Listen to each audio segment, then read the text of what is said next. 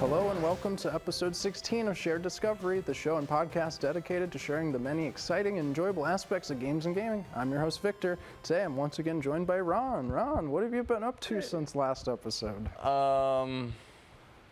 Just getting lost in thought. What about yourself? Getting lost in thought, making some tea since last episode. Flawless. Not much since last episode, but since a few episodes ago, I have started a new survival game called Small Land. I don't know if you've seen this, but you are little small humanoid creatures in a forest, and it has like the survival mechanics, right? You maintain your health, get better and better gear, you fight bosses, but the bosses are stronger and stronger bugs. Okay. And you can tame the bugs, and you can, as mounts, like you can get bee mounts and ladybugs to carry your stuff, and grasshopper mounts. So, Ark Survival Evolved, but small? But small, yeah, you got it. Okay. Think about, there's a cartoon movie called Epic, I think. Yeah. Where you shrink down. Think about like Epic in video I actually game form. enjoyed that movie. I liked it. As forgettable as it is. It was fun, yeah. Still enjoyed it. So I've been having, it's pretty hard. Like the bees will kill you the first time you see them. But it's been a lot of fun. So, any games you've been playing? Man, just sticking to the turn-based isometric role-playing game genre. It's my favorite. If I ever need like a story or whatnot, that's where I go to. That's your go-to. Yeah, as I generally don't read a whole lot unless it's one of those games. Okay, Yeah. that's cool.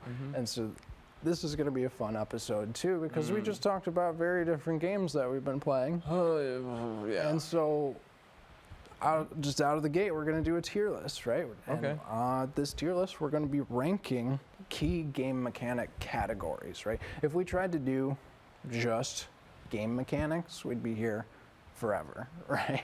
So I found a wiki page that has 15 core mechanical categories that are be across games, board games, video games, and we're going to go through, rank those on our tier list from S to D tier, which we'll go through in just a minute here. But right at the top of the hour, it's important to note that this is not an exhaustive list of all game mechanics. I don't think we could do that. That would be 10 episodes. That's what I was like, that's at least 10 episodes. That'd be so many. Hundreds. That would be the show. That'd be the show. Shared Mechanics, the podcast. Wait. Wait a second. Whoa. No, we're not. Trademark. We're gonna actually people might get the wrong idea. We're not talking about cars here. Yeah. So at the top of the show, I have a question. What are some of your favorite mechanics in games, just off the top of your head? Oh man, there's so many good ones. I really like dumb games that use novel mechanics, like throw burrito, or but then I also really like the crunchy, nitty gritty, like mathing it out, like man, there's just so much to love. Like politics is really good, but that's not really a game mechanic. That's like a result of the mechanics. I don't know. Yeah, that's like a player agency. Right. Huh. Yeah, that's interesting. We're already getting into it. I don't think that's a mechanic because it's not what the game's giving you. Yeah? Right? You're using the mechanics to deal with the other players. Right. So it's an expression of the mechanics, right? I like that, yeah.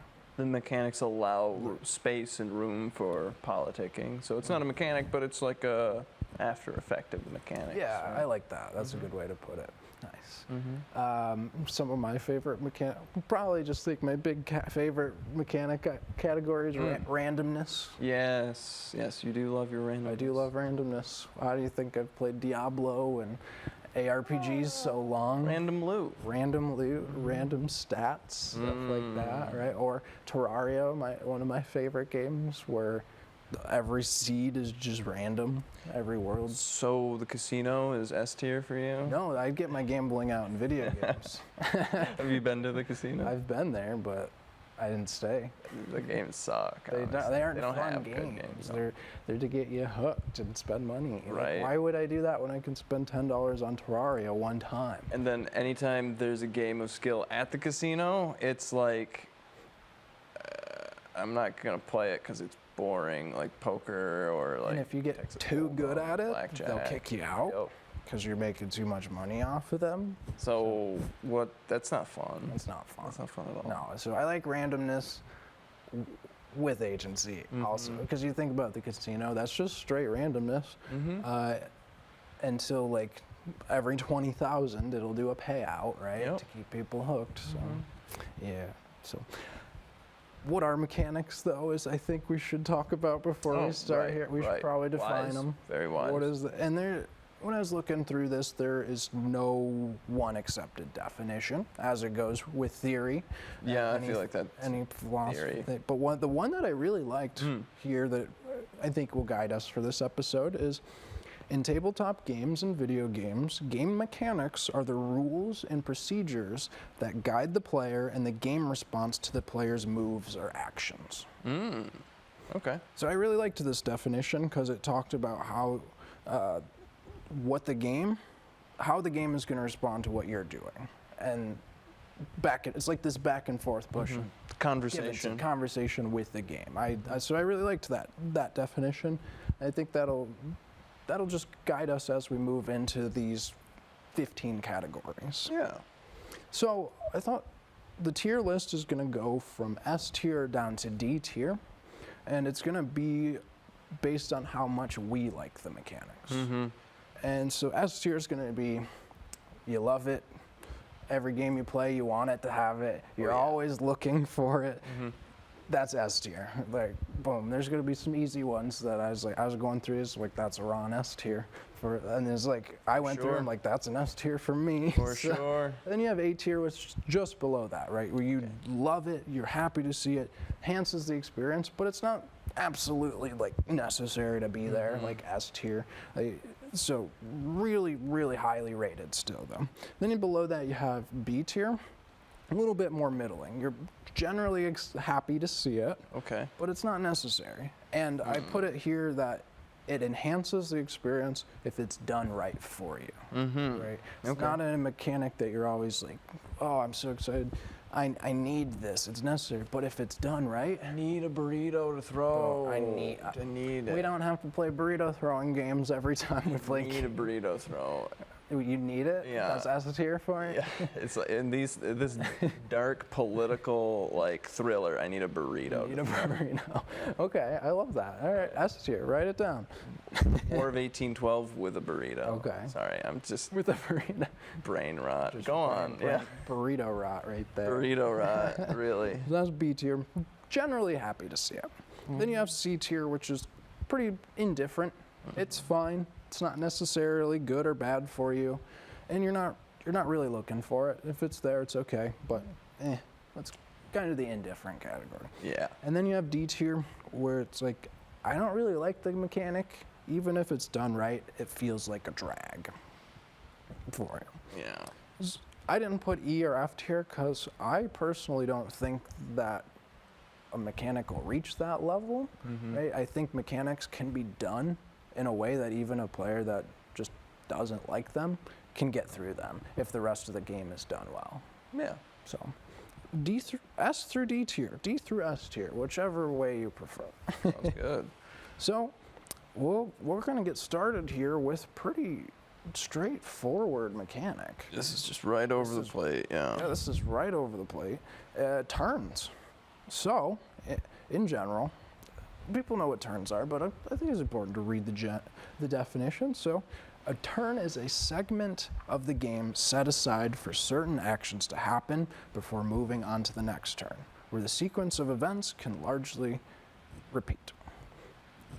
The board games, card games have these, right? We were talking, it was hard to find examples without turns. Yeah. And the one that we had back to episode 5 was 5 Minute Dungeon. Or it's just you play for 5 minutes all doing your actions at the same time.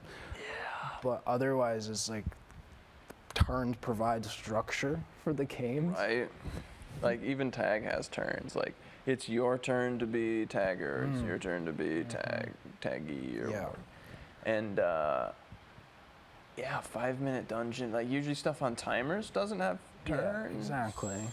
Or like I could see how a mega game could get away without having turns, but even those have like time-based turns, but then that's time limits, right? That's It's not really a time limit. turn. It doesn't sound like a turn to me. And it's like Right. a lot of games will have their players take their actions at the same time, Mm-hmm. and the game will take their actions, but that's still a shared turn, Yeah. right? So that's a turn. They're fundamental. Right. So being fundamental, where do you think you're ranking turns on your tier list? Man, I think this one shoots up to an A tier for me, maybe S tier, like on the brink of the two, because I am not really big into like twitch reflexes or like reflex games or like high intensity like click fests or whatever. Like I like to sit and like mull over my decisions and choices and take my time. And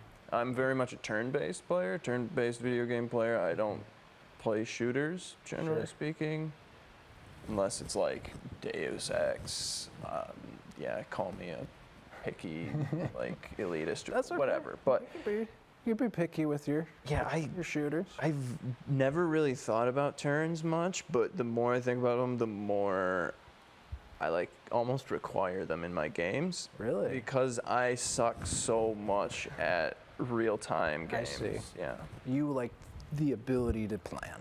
To calm down, to think it out, and then pass 'cause the turn. I'll get distracted by like some minutia of some unit stats and just go down a rabbit hole for half an hour, then come back and realize like, oh, I've already lost the game. Whoops. So that sounds like S tier. The way you're saying how important that is, it's sounding pretty close to S. You're right. Or A plus, A plus. I think I have to edit that and say, yeah, this is an S tier. Okay.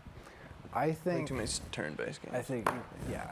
And this is, for my ranking, I think it's important to say here that some of my rankings will vary across video games versus physical Yeah. games. So that's going to happen here for me, where I think just how integral turns are to physical games, card games, board games, it's like an A tier for me. I've never thought I'm looking for this game to have turns, but it always enhances the experience. It makes it easier to teach people.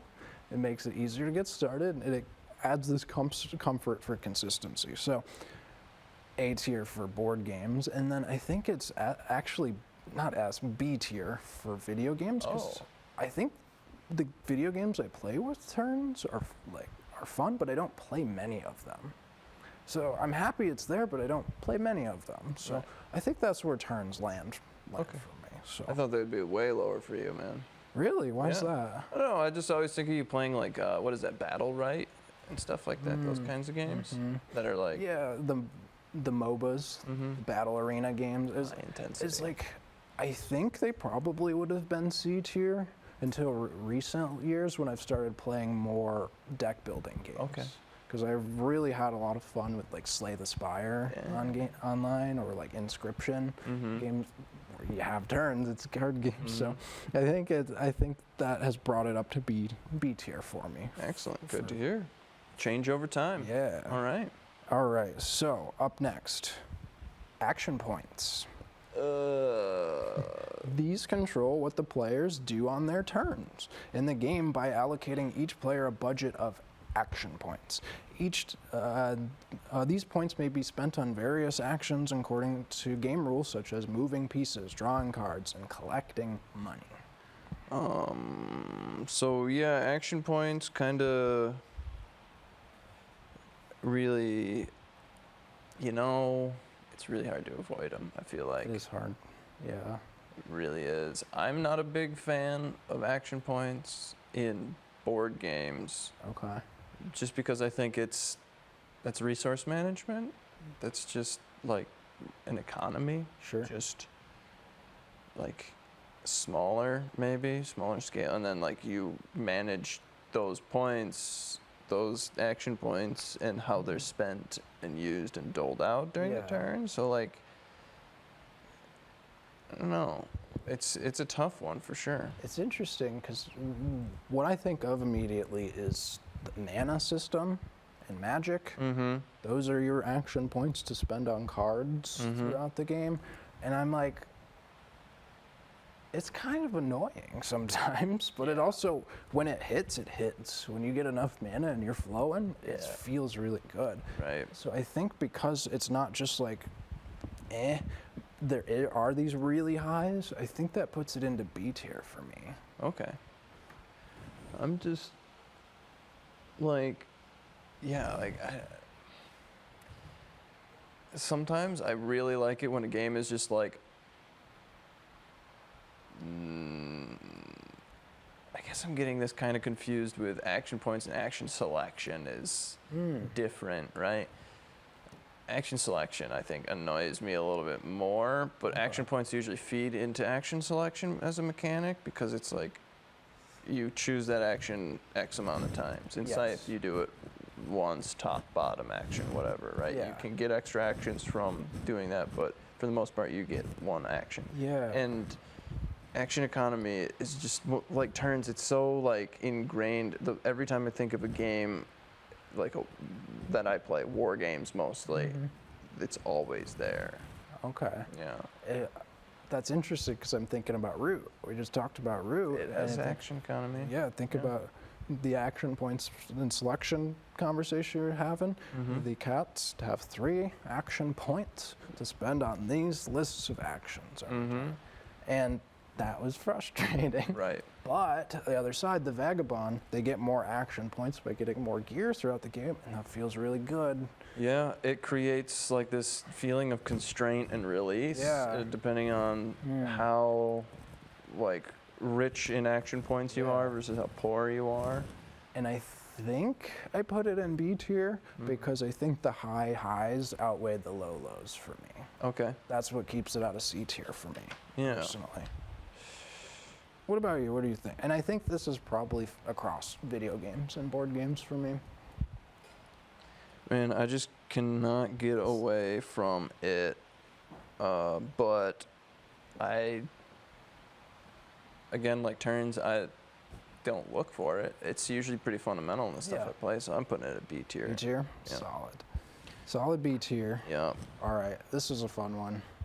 After action points, we have auctions or bidding. Oh.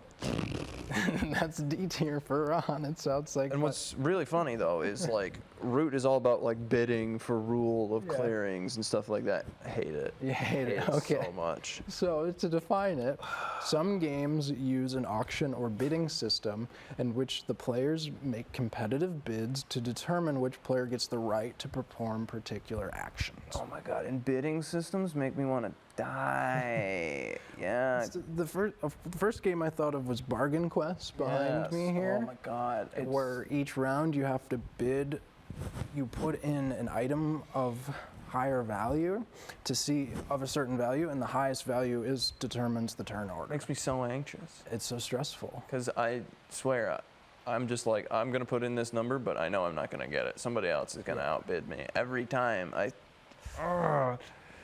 I think it depends on the stakes attached to the bidding. Because I think about the really zany auction bid cards in Magic. Okay. Where you're all like, think about like Thieves Auction, where you're all taking different cards. I'm playing that game with like lower stakes in mind, where like, we're gonna see what happens. But if it's like an integral mechanic where it's happening over and over, it can get stressful. You really can.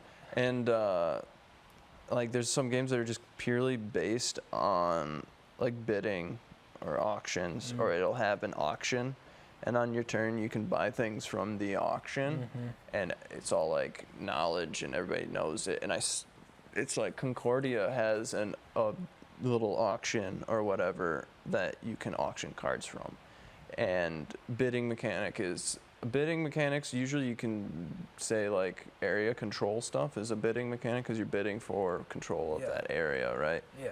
And that's one that has both of those sort of playing together. Is you use the areas to get the resources to then buy from the auction, and it's so stressful. It's so stress-inducing because I'm like, I'm not going to get the resources in time to get the cards that I want because somebody else is going to buy the cards before me. I know, and it's like often like I just plan on losing the bid. Yes, yeah. Always And that plan on becomes a strategy. Yep. Like I just plan on losing because I'm never gonna get the best card and because then I never get put my hopes into the bidding. Exactly. So, like it's so defeating when it Yeah. does. But this is honestly, I think similar to action points. I think it's hovering between that C and B tier to me, because when auctions hit and you're like, oh, I nailed it, suckers, feels pretty good to me. So I might. Is it a cop out to say C plus? I think that's a cop out. I think That's you a should just cop-out. give it a C, man. All right. I'm gonna give it a C tier for me. And I know I'm being lame, but I will probably put this in A tier because I hate it so much. You hate it, so you're putting it in A tier. Yeah, because it makes me feel like I'm in the game, and it makes me feel so emotional Interesting. that like it affects me. And not a lot of like people find stressful situations in games a lot, but this one hits me really hard. Huh. That's interesting because based on our criteria, that sounds like a D tier to me. So you really like that it makes you focus in on the game. Yep, auctioning and like Interesting. those nail-biting moments. I Yeah. really love it when it's Okay. like, and we reveal the winner is, and you lift the cup up off of the bets and the shells. Honestly, you saying that I think moves it up to B tier for me. I think it does because you're right. When it feels good, it feels really Yeah, like there's nothing better in Root than being the cats and just owning half the map. Yeah. Even though there's tons of enemies in your territory, like, oh, I outbid everyone for all these clearings, and Yeah. I own all this, and I don't really care what you all are trying to do to me anymore. nice. Yeah. All right, that's shocking, and I love that. I'm ready to be shocked. How about this next one? Whoa. Cards. This one's really easy for me. But cards, we know what cards are. These involve the use of cards similar to playing cards to act as a randomizer and or act as tokens to keep track of states in the game. Yeah, I'm gonna be totally honest here. I think this one is gonna be a C tier for me. C tier, okay. What leads you to C to just in whatever? As an action selection mechanic,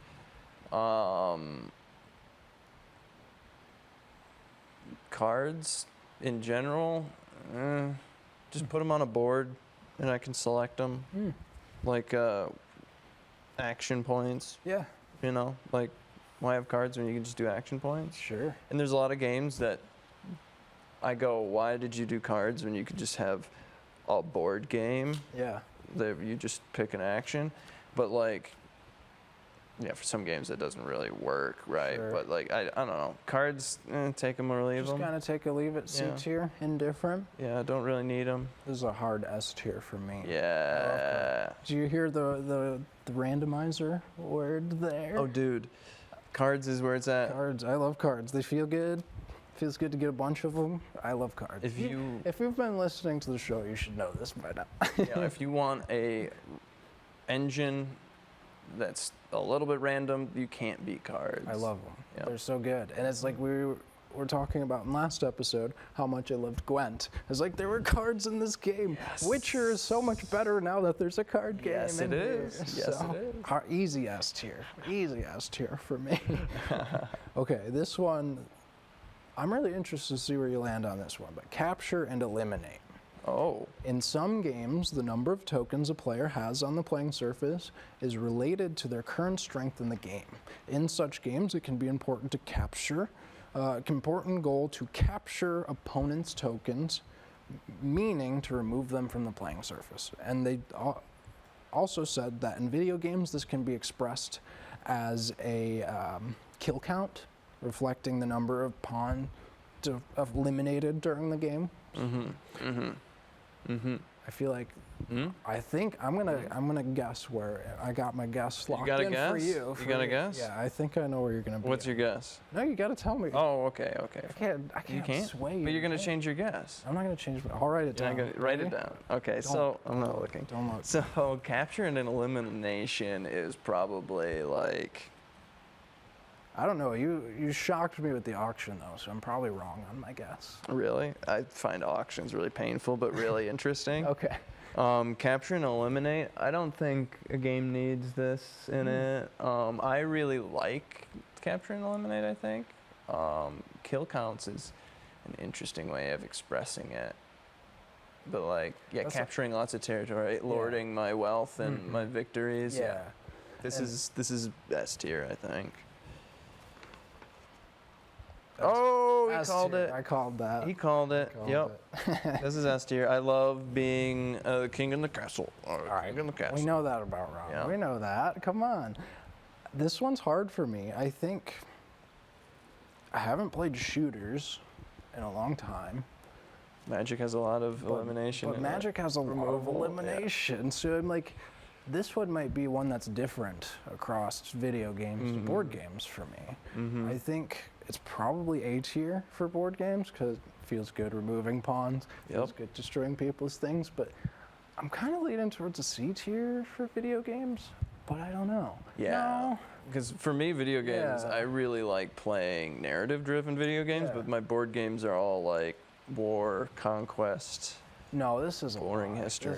Like, I love removing enemies in video Yep. games. Like, Oh yeah. I love getting stronger to defeat bosses. And see how many things I've. This is an A tier. I'm just lying to myself. Yes, sir. The whole like ARPGs, like Grim Dawn and Diablo, is like you just like clicking things. So to this death, is don't you? this is S tier for video games. And then this is I think is A tier for cards and board games for me. Yep.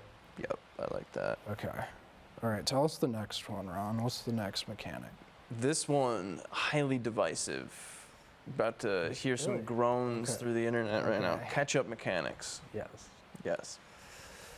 Catch-up Yes. mechanics are interesting. Read us the definition before we talk sure. about it. Some games include a mechanism designed to make progress towards victory more difficult the closer a player gets to said victory. The idea behind this is to allow trailing players, those further behind, a chance to catch up and potentially still win the game rather than suffer an inevitable loss once they fall behind. How many games have you quit halfway through because it's like, oh, it's obvious that person's going to win? So this works against that. This may be desirable in games such as racing games that have fixed finish lines. What do you think, Victor? Catch-up mechanics, good, bad, neutral? Okay, so again, I go to A, Magic, S, E. right, and I think of catch-up mechanics as board wipes and drawing cards. And I think Magic is really great because if you know your deck and you are drawing cards, you have hope. Like, I feel like catch-up mechanic equals hope a lot of times. Yes. So hope is good. I like hope. But what would that be in video games? Like, grinding? Blue shell. Blue shell. Yes, we were talking about Mario Kart. Yes, where you get better items the further back you are. Yep. You know, and some games will change its difficulty based on how well you're playing, and if you're playing badly, it'll like give you more space to do things. So that can be kind of a catch-up mechanic in ways. Like I know XCOM is a video game that has, if you're doing really well, it'll punish you, and then you can catch back up. But I think catch-up mechanics are mostly like in racing games where it'll like slingshot you forward, right? And it's like what comes to mind is like grinding in an RPG, like where you can like you don't have the abilities, the strength, so you're like, okay, I'm gonna go grind, whatever, get stronger, and then try again. Okay. That's kind of what I think of. Yeah, I always think of this in like a multiplayer type of way, where like a lot of strategy games aren't as fun in multiplayer because of a thing called like exponential like power gain. In a lot of games, your power is like a snowball. It just gets bigger and bigger and bigger and bigger. And if there's no way to like snowball as well with that, that person is just got an automatic win. And like how much of a head there is on that win, I feel like can make catch-up mechanics more desirable. Yeah, that's a good point too, because it's like you don't want complete stomps. You want the other players to play again. So I feel like catch-up and mechanics are important for that because it gives them hope. Even if it's not a big hope, there's a chance you might come back to the game. I'm thinking about Root, the Eerie Dynasty, when they go into turmoil, the dynasty collapses, they get to put a Roost back on the board and try again. That feels like a catch-up. mechanic to me. It can be, because that could then allow them to like eke out a win, right? The thing with Root is a lot of the times the only catch-up mechanic is king making, like a political maneuver where you just get people to support you because you're not as bad as whoever's in first place. But that's just charisma. Yeah, that's just charisma. That's not a catch-up mechanic. That's not a mechanic in the rules. Okay. I think hope is good. Hope is great. So I think it's A tier. Yeah, I think this is A tier. Because I don't like people feeling like crap just because they're out of the game. Yeah. And it's one thing I think people have gotten way better with in Magic Commander, at least our play group, is like giving up when there's no hope. Yeah. So that we can just start a new game. Exactly. We played a game last week where I went through the options that I had, and I was like, nope, I literally have no options here. Let's move on. All right. Yep.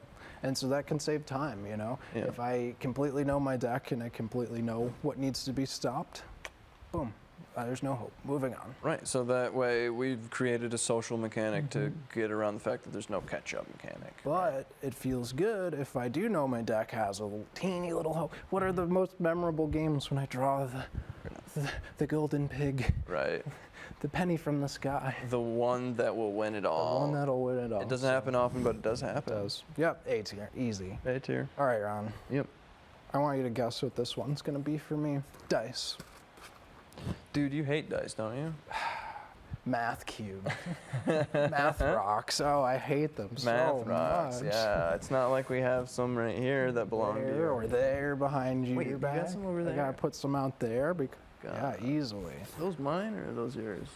Those are mine. Okay. I didn't take your dice. They look... You know I keep those things on me.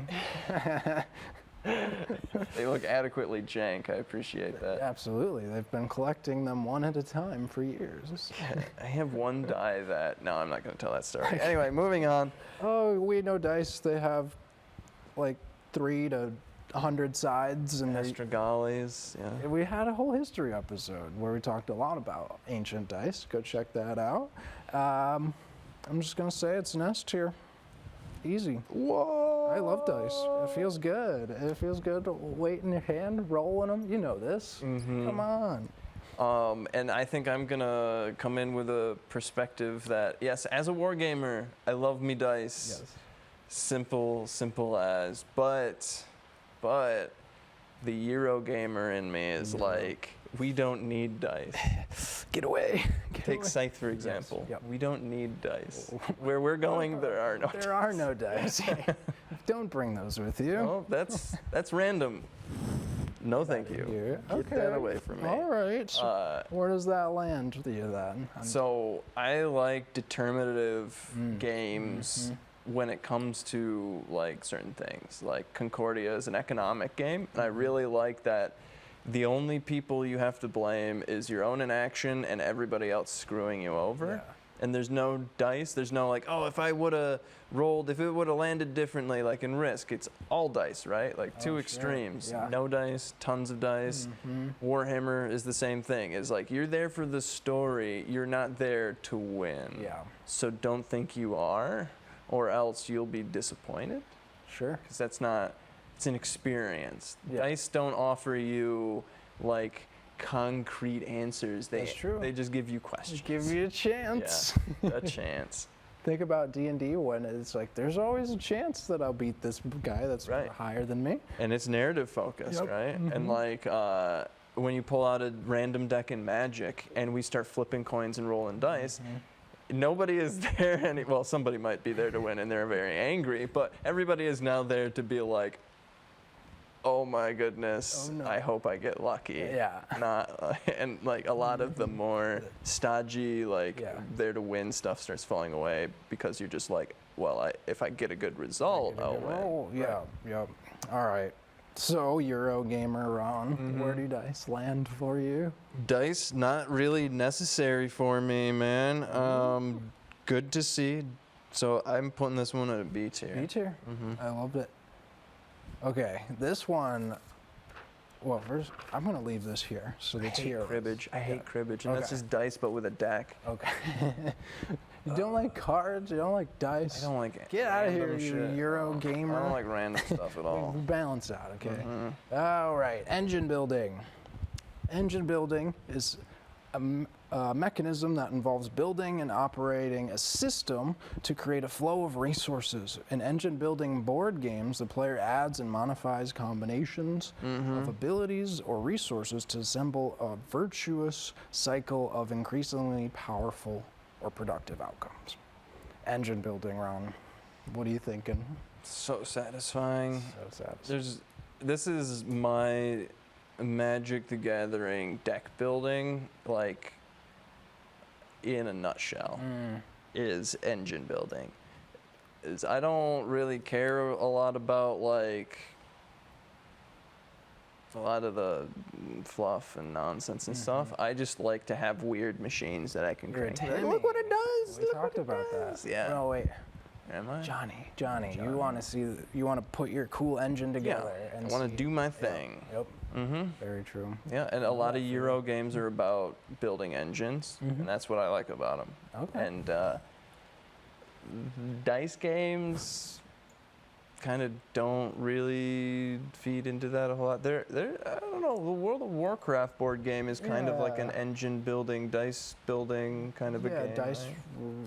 Dice engine. dice pool builder, Dice which I did look pool. that up because It's not an there's literally dice building games where you build the sides of your dice. That's weird, yeah. Isn't that weird? There's like crazy. 2 of them, but it's a dice pool builder where you're trying to get more and more of certain type of dice. So you are. I don't know if it's an engine in sense because I'm not doing. I'm just like here's You're the not spell. making dice, Yeah, yeah. It's just so. a thing. I like engines a lot in cards and board games, but I'm probably a D tier for video games. Do I even play video games with engine builders? Trying to think, do I? I don't know. Like what would that be? Like a SimCity type game? Is it? I think that's what I looked up. Well, that's what it said as the example. Yeah. SimCity is an engine builder? Yeah, that's what it said. You're like trying to get more and more people to snowball your city. Get more taxes. Taxes, yeah. Makes sense. So I think this is probably my first D tier for video games. Right. I think. And then A tier for cards and board games. I love it. I love seeing engines. I love building engine decks and Magic. I like making my car go. Yeah, what do I like, you know? That's the question. Question of the Exactly. day. Engine building is so much fun, though. I have to put this one at S tier. S tier, nice. That's the one I was like. I think that'll be a S tier for Ron. Yep. I'm a tinkerer. I like building weird Rube Goldberg machines that just fall over and explode. But it was cool to do it. It sure was a cool See it explosion. to come together. Yeah. An awesome explosion. Yep. All right. Movement. This one's pretty straightforward. So many board games involve the movement of playing tokens. How these tokens are allowed to move and when is governed by movement mechanics. Movement mechanics. Again, pretty fundamental. They are very fundamental. It's like to the game. turns. Yeah. It's like is there a game where you don't move? You don't move in 5-minute dungeon. Why do I keep saying that? Freeze The one tag? yeah. Someone's moving in freeze tag. This is easily for video games. I would put this as an S tier for me because if I don't like the way my character moves, I'm dropping it. Like, Oh, really? like if wow. it feels bad to move through the world on my character, the jump's clunky, I'm slow, I'm putting it down. I don't want to touch it. But for board games, card games, I guess you're not moving in Magic. You're putting down your pieces. You're turning them sideways, but that's not like moving pieces around a board. But like if a board game, if it's the movement's kind of clunky or annoying to do or uses action points that I don't like, but the game is still fun, I'm not gonna just ignore it like I would with a video game. So I think that's what separates these for me. What about the adventuring mechanic? Doesn't that have movement involved in it? Dungeon? Yeah. Yeah. Yeah. but It's yeah. I think I mean, so many things move. I know. Like what is a Yeah, game it that doesn't have feels movement? so fundamental, truly. And I think because of that, I'm happy to see it.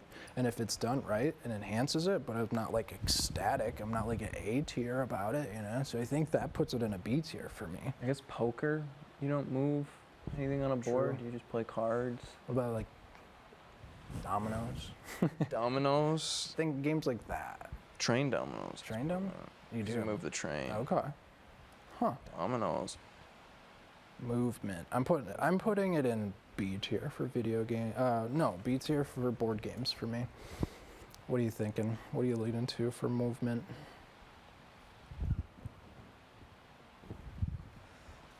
Again, this is one that I just never think about. I'm just like, the guy moves or whatever. It's kind of like it sounds like a map C tier. moves. It's there. Yeah, Part of the game. totally. Okay. Because I will even push through jank movement in order to play a game. Sure. I, for some reason, have an interest in jank and indie and low budget games. So like movement. You're moving like sludge. Okay, that's just I part of the hate game now. I hate Yeah. it. So movement is so important for me. I'm always looking for good movement to feel good going through the world. Mm-hmm. Okay, we're down to the last few here. This one, I feel like this is probably divisive too. Resource management. Which I kind of name dropped earlier with the did, action you point did, yeah. conversation. Mhm. But yeah, resource management is like my thing. That sounds like your jam.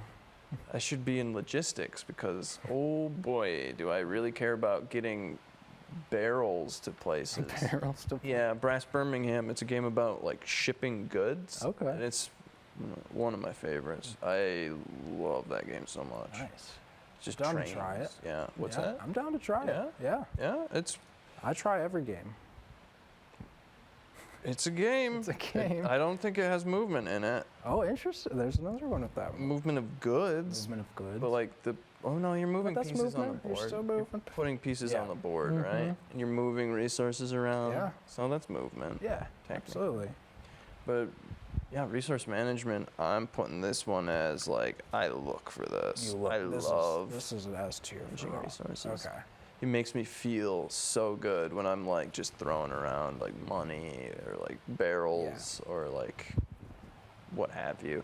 Armies, you can argue that armies That is- are a resource, that is manpower and yeah. stuff. Mm-hmm. Like every game I play is essentially a resource management game. I just pretend it's not. Yeah. Yeah. I think I look for resource management. I like resource management card games, board games, because I'm like, oh, it feels good to know what I have access to section them off, put them there. But then I think about video games. I'm like, I hate managing my inventory. It's a drag. Yeah. I don't want to go and sell stuff to the vendor. It Right. sucks. Takes you time. Just throw it in the box. I'm not gonna sell right now. I want but to keep fighting. Part of resource management is also getting better gear. Mm-hmm. So I feel like it'd be a lie to put it in D tier. Mm-hmm. So I think that puts it in C tier for me. Because inventory management is a huge part of Yeah. like action. It is. Role-playing It's games. huge. And it's like while I want to kill things over and over, I have to deal with my inventory to do it better and better. So I think that puts it in C tier for me Wow. for video games because Yeah. I'm like, inventory management. Right. And then it's either A or S tier for card games, board games.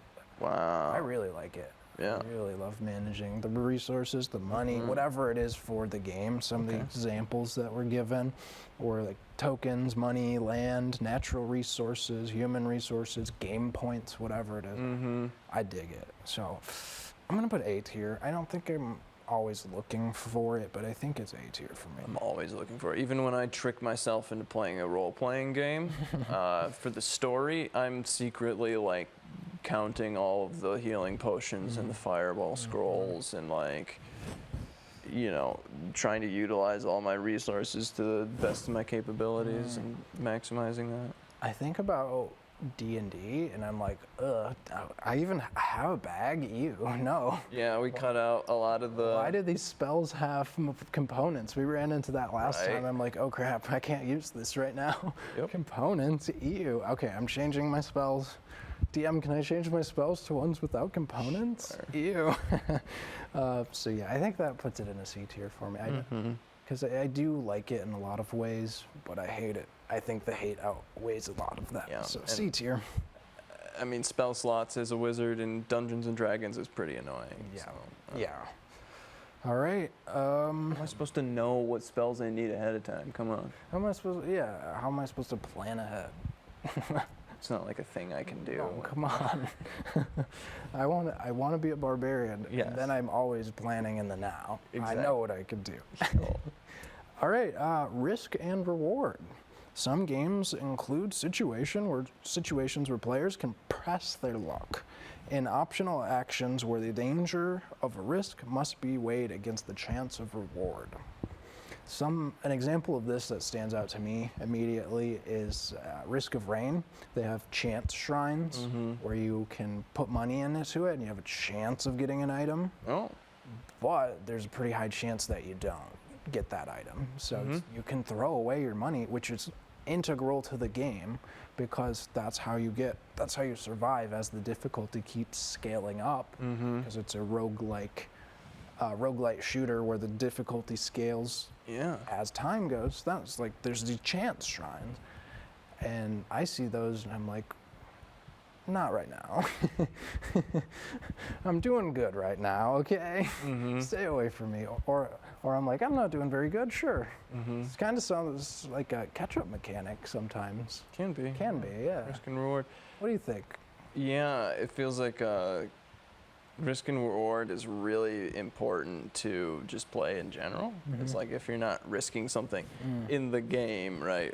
Games don't have real world consequences. Yeah. If you're risking something in the game, that's kind of fun, right? Yeah. Oh, I have poker chips or whatnot, right? My resources, I'll put them on the line for this big push or whatnot. Yeah, or think about Robinson Crusoe. It's an island survival co-op game where you can safely complete the actions in the game by using 2 action pawns, or you can risk it by using 1 and you draw a card that can have really bad effect. Adversary, yep. Yeah. And that's pressing your luck. I know John Company by Whirligig, Cole Whirly again. That one is pretty much just all press your luck mechanics. Like every single thing is like, okay, how far do I want to push this? How far can I push this system before it starts causing effects to like downstream or to everybody else, right? Interesting. Okay, so how do you like that when you have to press that luck like that? I just keep pressing. Just keep going. I don't know. It's good to have press your luck. Because who's to say when I'm done? But also, yeah, I don't mind it because, like, action kind of. Well, no, I'm getting really confused right now. But yeah, not resource measure, risk and reward. Press your luck. Goodness. It's like ours. I can do this action, but there's something bad really bad that'll happen, Or could. or really good that'll happen. Right. It's like could happen. Yeah. Feels like gambling again. It is. A lot of this sounds is like a little gambling. bit of gambling. I think for me, I think this sits in a B tier, Yeah. where I'm happy that it's in the game and I'm happy that it's an option when it's done right, but I'm not like looking for it. I'm Yeah. not super excited about it, but I don't think it sits in a C tier. I don't know. Between that C and B tier for me, I think I'm gonna go with the B tier because I have had a lot of good experiences with risk and reward, but it's not something I'm like, oh, that's so great, you know. Yeah, I'm gonna have to agree with you. Put it at the B tier because, either I'm like, 100% risk and reward, Yeah. do it all the time, or I'm like, I have found the mathematically perfect percentage for this situation, and I know exactly how many dice I need to roll in this situation to get 70% chance of victory or whatever. So risk and rewards is like the min-maxer's bane. Yep, because you can't predict And the dice, outcome, and but dice, yeah. yeah, but it has a percentage outcome that is like reliable. I see. I see. Yeah, if you Hedging your bets. so you like it if you know that it's in your favor, more likely in your favor to go. It's like 70% of the time this is going to be good, 30 it's bad. Do you like the? I just like being able to see through Okay. it, so it's like, sure, it's cool that it's there, but I want to get around it as much I as see. possible because I don't want to roll dice. Like in Root, if you're I rolling see. dice, you're probably making a mistake. Yes, if battling. Right. Yeah. Okay. Yeah, that sounds like B or C tier too. I think we're on the same page with risk and reward. Right. All right. I think we have 4 left here. So let's get through these. We're at the bottom of the hour, and Home stretch. up next is role playing. Role playing games often rely on mechanics that determine the effectiveness of in-game actions by how well the player acts out the role of a fictional character, both acting out roles and employing rules that take part in shaping the gameplay. What do you think about role playing, Ron? S tier. S tier? Nice. This is what I live for. Yeah. Life's a little boring. Imagination, it's out of this world. Yeah. I was trying to think, what does role playing look like in video games? And a lot of that is like the role play servers on WoW where you embody your character, stuff like that. And I never wanted to do that, but I find myself playing the games where I know this single character and I'm with them through their journey through the whole game. Yes. And so I think that's a form of role playing. Right. So because of that, and come on, we had Dungeons and Dragons episode last week. Like S tier, right? I really like games that force you to play their way, and that leads to unintentional role play, and that can be Interesting. really cool. What's an example of that? Pathologic, I would say, is the one that comes off the dome first, but it's probably not the best, nor is it good. Okay. In my mind, I wouldn't recommend anyone play the game, but through the mechanics of the game, it forces you into this character's shoes, and you just start like thinking like the character, or being aware of this world in a way that you weren't previously, and it feels more alive and more real. And even though it looks like absolute trash, absolute garbage, the sequel, Pathologic 2, I would recommend That's the people one play. I recommend. Okay. That's the one everyone should go to because it doesn't look like trash. Yeah. But it's very much like throws you in, and then all of the mechanics and the writing and the storytelling like funnel you into playing the way it wants you to play. Okay. And in that you find moments like when the food prices skyrocket 10 times of what they were the day before, and you start like starving to death and stuff like that, like you are now role playing. You're feeling that stress and that burn where like, I need food. I don't have money for food. What do I do for food? I can go rob people's houses. And you come to these answers on your own. Interesting. Through the So mechanics forcing you into a role-playing state of the character you are. I like that a lot. That's Just super funnels cool. you down into that mindset. Nice. Yeah. Yeah, that's super interesting. I haven't thought of it that way. Yeah. I'm gonna think about more examples of that. Alien Isolation, I think, is another one that does that pretty well. Video games that are like simulationist in spirit, I feel like, go after that role playing more. Like, what is that, trucking simulator? Trucking sim? There's a lot of simulators on. That is like, you can play in a super realistic mode where you get like tickets and stuff, and like, that's like role play. Are you kidding me? I'm role playing as a truck driver. I'll even put on the radio and stuff and be like, That's fantastic. There's space trucking. And it's like, I think about space truck. I'm thinking about that now. But I'm thinking about Dungeons and Dragons. My favorite part of that is role playing. Yes. Like the combat, you often hear me say, like, I hate D&D combat. Yeah, this is it's just stupid. Get me rolling back to dice. rolling. Get me back to this. Because it's so, I think that's S tier. Role playing. All right. Tile laying. Many games use tiles, flat, rigid pieces of regular shape that can lay down on a flat surface to form Tessellation, is that what that? Cool. Usually, such tiles have patterns or symbols on the surface that combine when tessellated to form game mechanically significant combinations. Yep, fancy math, geometry terms, I think tessellations, right? Okay. Fancy shapes. Yeah. It's pretty much just saying you're laying them down next to each other. Sure. And it's in that shape of like hexagon, Yeah. tessellated. And this is one tile laying. I don't. It's cool. It's Yeah. very tactile and physical and stuff, but I don't think about it. Yeah. I would say it was a D tier for me until I played Azul. I don't know. That's tile laying. Is that Azul? Azul, I think. Something. Spanish. Yeah. Where you're getting sequences of tiles of like, oh, that felt good because I didn't like Carcassonne. But then I was like, maybe it's not just it's straight up hate the mechanic. Maybe it's just I didn't like that style. Because like Carcassonne is very specifically tiling and then area control. Okay. So like maybe you just don't like that combo. Maybe I don't like that combo. So I think because of that, it just lands in a C tier for me. Tiling. What are you thinking? Yeah, I don't think about this one. C tier, it sounds. Most of the time when I play a game that has this, it's in setup, so it's actively annoying. Yeah. You just want to start the game. Yeah. So it's kind of like building the map. Yep.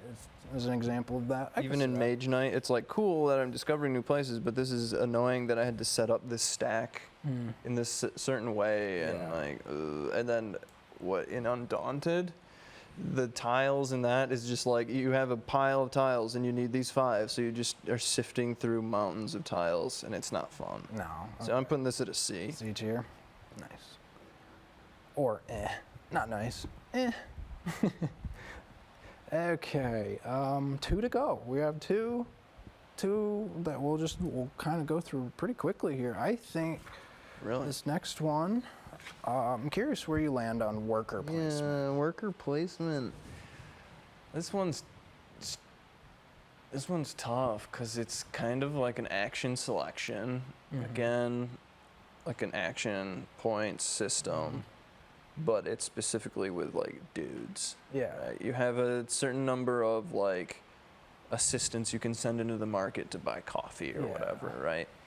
And this one, I thought, wow, that's really cool at first, and now I've kind of grown sick of it because it's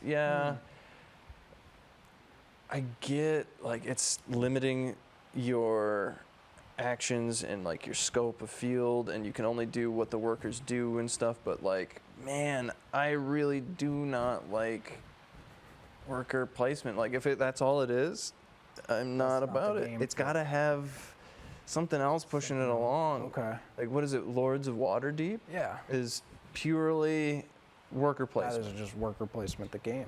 There's like, yeah, sure, there's an auction, but it's worker placement. You have to place a worker to get the stuff from the auction, and the auction's not like super high stakes, maybe for the quest cards, but really it comes down to like,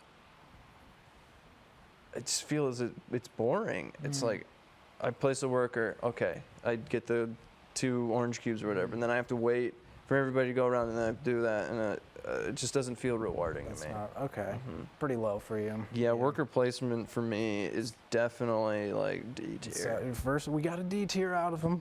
Whoa.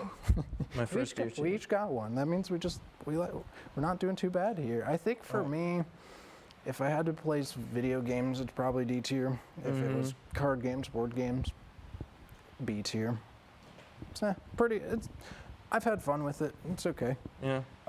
Last one here before we wrap up is game modes, where a game mode is a distinct configuration that varies the gameplay, affects how games behave. You know, multiplayer, free-for-all, 2-headed giant. I think these are great. I think these are S tier. I think games benefit from having multiple modes.